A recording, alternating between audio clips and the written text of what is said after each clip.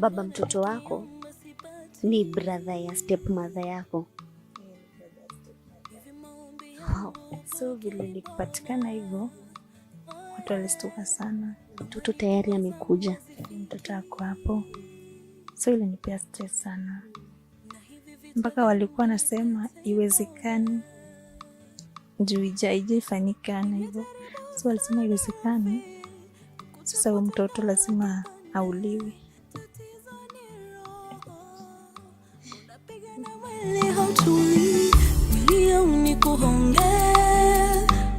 Welcome to another episode of Family Ties, and on today's episode I have a young lady with a very touchy story. Ni touching and confusing at the same time. Karibuni sana kwenye show. Guest wetu wa leo ni myang na go through life, hardships za life at a very young age. Acha nimwache ajiintroduce na tupatie story yake. Sasa, Poa sana. unaitwa nani? Naitwa Stacy. Stacy, uko aje? Unako sad? Niko poa but sad na niko sad kidogo. Kwa nini uko sad?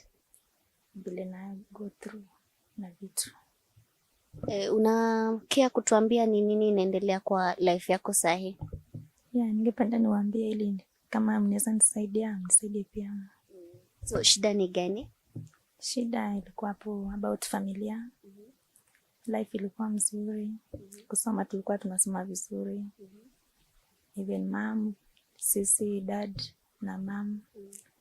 But kwetu tumezaliwa watoto wa 6. Wote sisi wote tulikuwa tunaenda shule.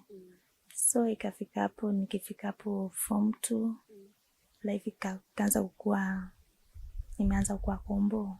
So hao watoto 6 wote mnaishi pamoja? Yeah, tunaishi pamoja. Okay. So vile dad alianza kuleta maishu. Like alikuwa na mwanamke mwingine huko nje na sisi hatukuwa tunajua. So that day nikaona tu kama mama ako sad. Unanipeleka mbio. Unanipeleka mbio sana. So kwa watoto 6, wewe ni what born are you? Wewe ni wa kwanza wa mwisho? Mimi mtoto wa kwanza. Wa kwanza. So kwa mama yako sasa wewe ni first born. Yeah. Haya, alafu ukafika form? Nikafika form 2.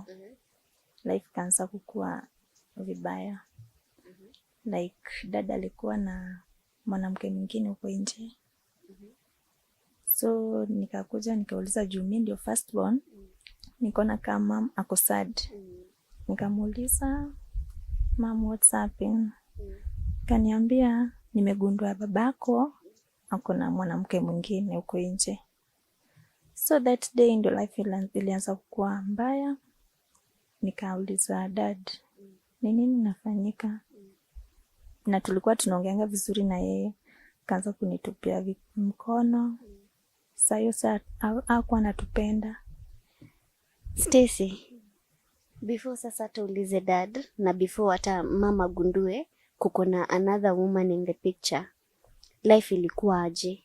Alikuwa na watreat vibaya ama nini ilikuwa inaendelea aje ndio hata yeye mwenyewe tuseme for example I decide kwenda kuoa bibi mwingine?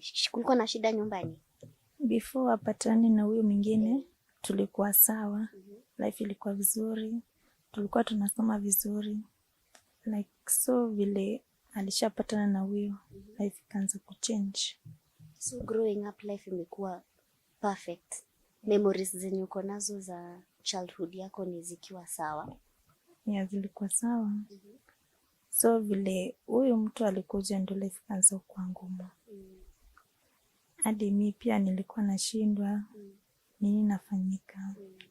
So vile huyo alikuja life ikaanza kuwa ngumu. Shule sisomi poa, hadi watoto wetu wengine pia wako sawa. Na huyu mwanamke alikuwa na watoto wa 7 hivi. Wewe alikuja na wao? Ehe. Alikuja kwenu na watoto 7? Yeah. Dada akakubali akakuja na watoto 7? Yeah. So hiyo nilianza kuleta maishu. So vile huyu alikuja hapo kutusaidia ilistopia tu hapo hivyo. Dad sasa akaacha kuwasaidia. So kila kitu aliachia mom, pia akaruka mom, sisi si watoto wake. Yeah. So from that Akasema nyinyi si watoto wake, na sasa wale akachukua responsibility ya hawa wengine akaifanya kama yake. Yeah. So ilikuwa uchungu. Hata nikijaribu kuelezea na feel like siko kwa vile. So hapo ndo kusoma kwetu ilikuwa stress. Tulikuwa tunahangaika. So mom, saa zingine tulikuwa tunafukuzwa shule. Yeye ndiye anasema watoto wangu, chukueni hii mahindi juu baba yenu ameshatuacha. Chukueni hii mahindi mwende muuze mpeleke school fee shule. Juu tulikuwa tunafukuzwa kila time. Tukijaribu kuelezea dad anasema nope. Na Stacy, setup ya vile mligrow up ilikuwa town ama ilikuwa ushago? Na vile babako alileta huyo another woman, alimleta kwa boma ama alienda yeye ndiye alitoka akaenda huko kwa huyo mama? Vile tulikuwa tunastay, tulikuwa tunaishi town. But so ule mtu alimtoa ushago. Akakuja na yeye akamleta Nairobi. Na watoto wake? Akakuja na watoto pamoja. So sisi tulikuwa tumerentiwa place ingine.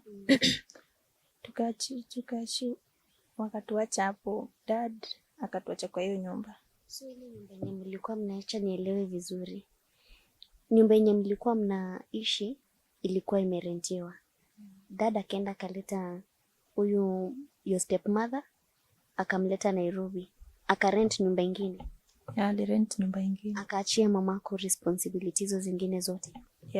Alimwachia kila kitu. So akisema yeye mambo na yetu ameachana nayo. So yako kwa huyu bibi wa pili. So hapo ndo life ikaanza kuwa ngumu. Hata huyu tukienda tukisema tuende kwake, hata saa zingine tumekosa food ili atusaidie. Yeye pia anatutusi madharau, anatupiga. So hadi watoto wao hatungeweza kuongea nao. Walikuwa na watoto wakubwa kwa sababu wewe ndio first born kwenu. Hao watoto mama walikuwa wakubwa ama walikuwa wadogo? Walikuwa wakubwa, lakini walikuwa wakubwa. First born sijui alikuwa hapo na shule yenye alikuwa anasomea, sijui alikuwa class. Singeweza kuuliza juu mimi pia nilikuwa na matatizo zangu na pamoja na mama. So singeweza kumuuliza. Juu hata ukienda kumuuliza inaleta mashida nyingi. Hapo ndo unaweza pata matusi nini hizo. So tukaachana nao, si tukaanza maisha yetu. Na mama alikuwa na kazi ya kuweza kuwa sustain ama hata kwa sababu si ulikuwa form 2? Uliweza hata mama alikuwa na manager je kulipa school fees yako na visa za 5? Mama vile tulishaachana na huyu, so alisema apige kibarua. So alikuwa anapiga kibarua akitusomesha nayo, akitusaidia. So si tulikuwa tunamtegemea junior peke yake.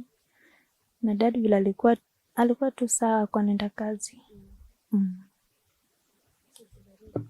Labda ipatikane leo kwa sababu lazima mngekula, lazima mngesoma na dad na yeye provide. Mama alikuwa anafanya aje yani? Akikosa ni hivyo, tunakaa tu hivyo. Akipata pia life itakuwa tu sawa. But kitu ni dada alikuwa anataka kusikia mambo yetu hadi mama. Na wakati huyu mwingine hakukuwa, kila kitu ilikuwa sawa, nilikuwa na go through. So vile nilikuwa form 2 nikasema life ni ngumu, lakini nilikuwa napambana, nikasema nataka nisome niendelee hata kama naweza saidia Mungu. But kwa bahati mbaya nilipata mimba. Kaa niko hapo tu form 2 hapo. So nikaja nikaambia mom iko hivi na hivi. Pia yeye akaniuliza how. Nikamjibu. Na kijana mwenye nilipatana na yeye nilimwelezea vile kuko kwetu, akakubaliana nayo, akasema ako ready ku take responsibility. Niambie kuhusu huyu kijana sasa. Si umepatana na kijana bado uko form 2, umepatana na yeye. Sasa mlianza aje yani? Like ilikuwa aje, like ni nini kakufanya sasa ilikuvutia kwake na yeye alikuchukulia aje? Yeye vile tulipatana, vile unaweza patana mtu na roho yako mkubwa. So tukaongea, tukazungumza mazungumzo yetu, akakubali. Then nikapata mimba. Kupata mimba nilikuwa na stress. Nikasema sasa huyu kijana akiniacha. Alikuwa shule ama alikuwa ameshamaliza? Alishamaliza shule. Alishamaliza. So mimi pia nilikuwa najiuliza, so what about huyu kijana akiniacha na mimba? Itakaje na life yetu pia iko hard. Juu mwenye alikuwa anatusaidia pia ako kando. Nikamwongelesha, akakubali. Akasema yako sawa, haisiniruka juu mtoto ni wake. Ikaendelea. Nikajifungua. Kujifungua nikaulizwa. Akaulizwa penye anatokea. Akasema ni after mtoto akakuja.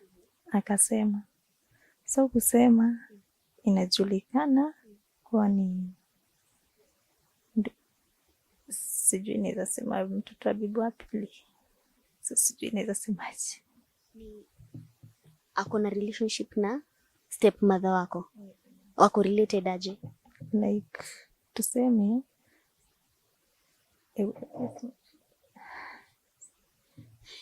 ako related aje? Yeye ni ndugu ya step mother yako? Yeah, like that. Alipatikana ku step brother.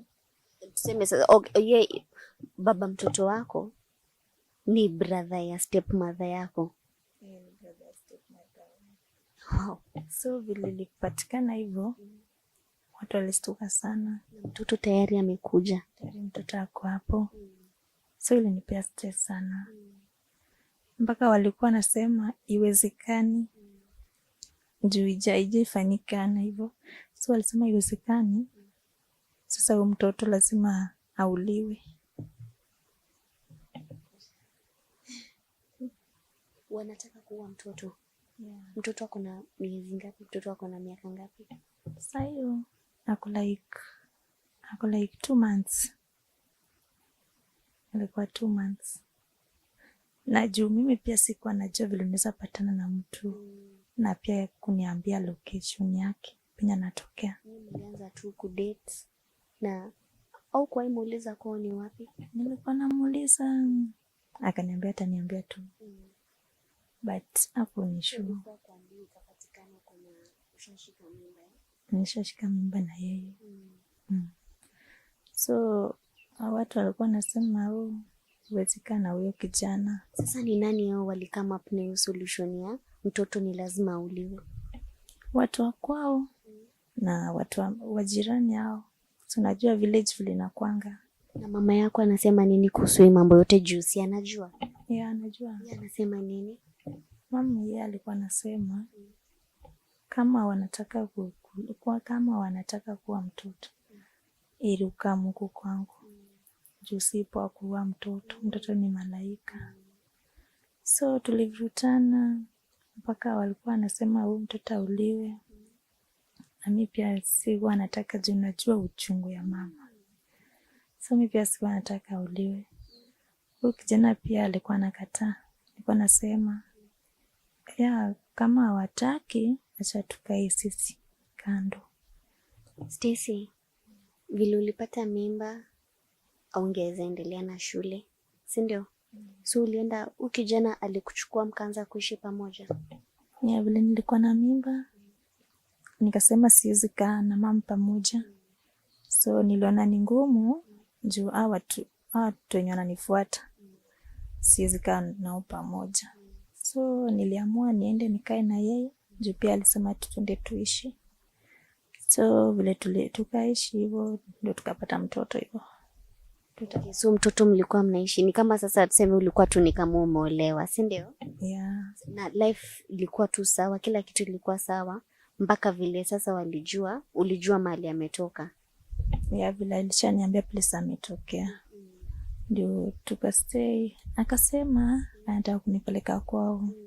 Sasa kunipeleka kwao ndio najua kumbe haikuwa sawa.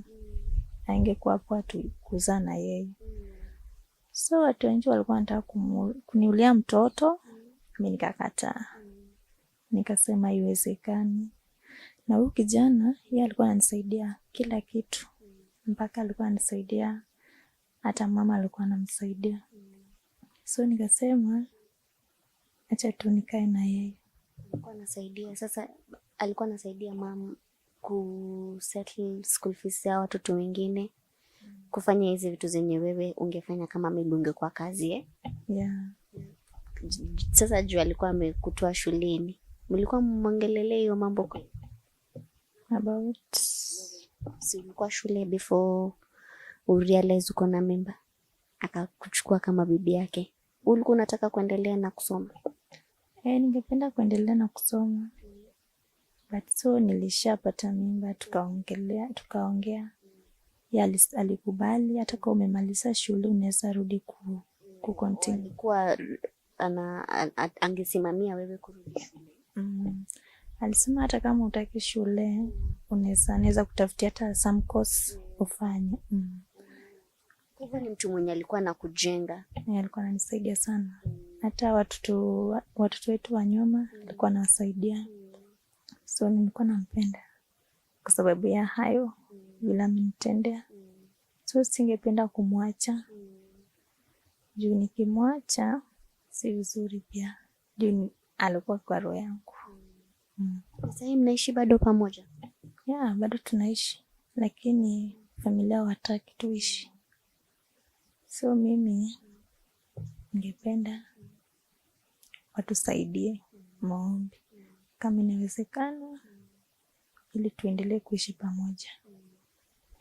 Nimepitia mengi sana. Na nimesikia umetuelezea, umenielezea na nimesympathize kabisa na wewe. Kwa sababu hata wazee hii mambo, na babako anasemaje kuhusu mambo? Dada alikuwa ameruka. Yeye alisema mimi si mtoto wake bila isikia hivyo. Pia mimi nikanyamaza tu juu huwezi argue na mzazi. So in short, baba alikataa vile alisema tu nyinyi hataki mambo yenu, akakataa mambo yenu kabisa. Nikataa kabisa. Hata tukijaribu kumwambia nini, hata kama mtoto wetu mdogo akiwa mgonjwa, ataikusikia. Hata shilingi 5 ndio ni kidogo, hawezi toa. Lakini huko kwingine anafanya chochote, kila kitu. Hata vile alikuwa ameuza shamba, hata sema ati hebu acha nipeleke huyu bibi wa kwanza hii hela isaidie watoto. Nope. Aliuza mpaka shamba? Yeah, aliuza shamba. So yeye ndiye anafanya urau kwao. Sisi na yetu na nini tu hapo hivyo. Lakini tulisema hakuna chini na nini Mungu. Mungu ndiye anafanya kila kitu. Mambo ya Mungu tuwezi tena muuliza. Sasa mimi kama mimi naona wanakosea ni hapo mali pa kusema mtoto auliwe. Mtoto si kuku, unajua, na tutachukua tu na uwe kwa sababu imepatikana wako na relationships, unajua, wako related, unajua. Na mimi naweza kukuadvise tu ni kama mamako ako sawa nayo, mimi siwezi advocate mtoto kuuliwa. Kwa sababu nataka kuelewa na baba mtoto yako sawa kabisa kabisa. Yeah, yako sawa. Yeye alisema hakuna mtu anaweza ua mtoto wake. Juu yeye pia alikuwa anatamani kuwa na mtoto. Na anapanga aje? Anapanga kufanya nini kuhusu hiyo mambo yote, kwa sababu ni wewe na yeye mko kwa hiyo situation? Yeye alikuwa anasema kama hao watakuwa wataki nikuwe na huyu mtoto, heri atafute vifaa place mbali tuishi na yeye. Hata alishaamua yeye hataki kuwa na hiyo familia, watu wenye wanataka kumulia mtoto. Na nikuulize tu kidogo, kwa familia yako akina mzee wako, yeye ndio mdogo ama wako wangapi? Kwa nani wewe? Kwa bwana yangu. Yeye ako second born. So huyu step mama wako ndio mkubwa ama ndio mdogo? Step mama ndio mkubwa. Ni mkubwa. So bwanako anamfuata. Na yeye kwanza ndio atataki kusikia hiyo mambo. Hataki kusikia kabisa. Hata akiniona ni kama anaweza nini njia ingine. Kuchukia kabisa. Hata akiniona anainua mapua juu. Kwa sababu ni yeye kwanza hata alikuja na ni anainua mapua juu akiwaona. Nakwambia hataki kusikia stori zetu. Hakuna roho mbaya. Unajua mtu hakuna roho mbaya. Hakuna vile unaweza nini na yeye. Yeah. Kila kitu itakuwa sawa Stacy. Kila kitu itakuwa sawa. Mtoto wako atakuwa sawa. Sisi mwenye tu ako radhi kutake life ya mtu ni Mungu anapeana, na ni Mungu ndio anaweza chukua. Mimi nitakuadvise tu kama mimi, kwa sababu vile nimekusikiza nimeona the best thing unaweza fanya ni wewe na bwana yako muishi maisha yenu tu. Hata kama itabidi ni mmehama kama vile bwanako anasema, mwende as far away. Muishi tu maisha yenu bila kuingiliwa na hawa watu wengine. That is what I would advise kama inawezekana. Nimekusikiza na I am still sympathizing with your case. Hii ni situation yenye hata mimi siwezi taka kukua. But sasa juu nimekupata, acha tuone vile watu wangu atakuambia. Na unaweza ambia nini stepmother wako, mama yako, baba yako? Tuanzie na stepmother wako. Una feel unataka kumwambia nini kwa roho yako, juu ata watch na ataona, unaweza mwambia nini? Tunaweza mwambia ache tu roho mbaya, akuwe tu na roho safi. Juu hii dunia ni refu. Unaweza dhani uko juu, kumbe ipo siku utarudi chini. So kitu naweza mwambia akae na roho safi, at least mwenye anaweza saidia watu. Yeah. Na baba yako? Babangu naye namwambia tu maisha marefu, penye yako ajue tu nampenda, hata kama ananichukia, but mimi bado niko na yeye juu bado yeye ndio babangu. Kuna mwenye naweza ita baba na yeye ndio walituta pamoja. Asingekuwa ungekuwa? Asingekuwa. So mimi kitu naweza mwambia kwetu akae tu akijua nampenda. Yeah. Akifeel kana sisi anaweza come back. Si hatuko nimwambia aende. Tuko tu tayari na yeye. Yeah. Na mama yako? Mama naye nampea shukrani. Juu penye tumetoka na yeye ni mbali sana. Juu nimetusika na yeye. Hata Mungu anajua. But kitu naweza mwambia, hata kama dada alimwacha hivyo, lakini Mungu asimwacha. Mungu ako na yeye. Utapata tu life poa pia yeye penye yako. Yeah. Mimi niko sure utapatia mama life yenye ulikuwa unatamani ungempatia. This is not the end. Hata kama ina feel like umefika rock bottom, hapo sasa ndio utainukia. I am positive that hiyo ndio itafanyika kwa life yako. Si ndio? Don't lose hope. Sawa? My people, mumesikia story yake. Mnaweza muadvise. Mnaweza tuambie hapo kwa comment section anaweza fanya nini. Kama mtu ashawahi kuwa na experience yenye ni similar to Stacy's, atuambie hapo kwa comment section alifanya aje. na tujue vile tutasaidia girl wetu hapa. Thank you so much for watching.